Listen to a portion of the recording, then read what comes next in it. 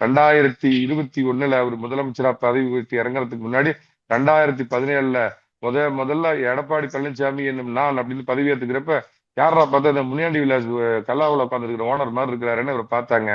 ஆனா இந்த 10 வருடங்கள்ல எல்லாம் நீட்டு பிண அரசியலை வச்சு அதை வச்சு எல்லாம் இப்ப பிண அரசியல் பண்ணிட்டு இருக்கிறப்ப இதுக்கு ஏடா இப்படி எல்லாம் இப்படி நாடகம் நடிக்கிறீங்க பிண அரசியல் பண்றீங்கன்னு ஒரு சாதாரண மனசுல ஊற்றிதான் 7.5% உள் ஒதுக்கீடுன்னு கொடுத்து இன்னைக்கு இந்த ஒரு 5-6 வருஷத்துல பாத்தீங்கன்னா கிட்டத்தட்ட 10,000 டாக்டருங்க இன்னைக்கு போறதுக்கு சாதாரண கிழிஞ்சு சொக்கா போட்டது நம்ம பிள்ளைங்க போறதுக்கு தான் இருந்தவர். இந்த மாதிரி பல திட்டங்களை கொண்டு வந்து போன இந்த எலெக்ஷன் அப்ப நான் எல்லா பக்கமும் பிரச்சாரத்துக்கு அதிமுகவுக்கு போறப்ப சொல்றான் அவர் ஆட்சியில எவ்வளவோ பரவாயில்ல, நாங்க வருது தெரியாம நாங்க தோக்கடிச்சுட்டோம், சட்ட ஒழுங்கு நல்லா இருந்தது, என் வயசுக்கு வந்த பிள்ளை என் சின்ன பிள்ளை எல்லாம் பத்திரமா வெளியே போயிட்டு வெளியே வந்தாங்க, இந்த பாலா போன ஆட்சி போறேன் நானுங்க.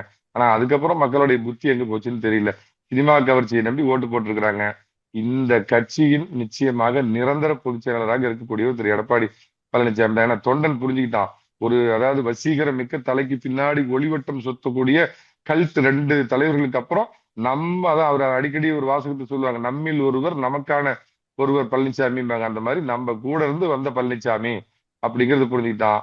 நீ பொதுக்குழுவில் ஐநா சபையே கூட்டு எடப்பாடி பழனிசாமிக்கு எதிராக ஒருத்தர் கூட பேச மாட்டாங்க. அதே சமயத்துல திரு எடப்பாடி பழனிசாமி அவர்களும் இன்ட்ரோஸ்பெக்ட் பண்ணணும். கட்சி தொடர்ந்து ஒரு தோல்வியில இருக்குதுங்கிறப்ப உடனடியாக நம்ம கட்சி கரைஞ்சு போயிடாதுங்கிற தொண்டர்கள் மத்தியில அவங்களுக்கு அந்த நம்பிக்கையை முதல்ல தரணும். நிச்சயமா தொண்டர்கள் அவர் பின்னாடிதான் இருக்கிறாங்க.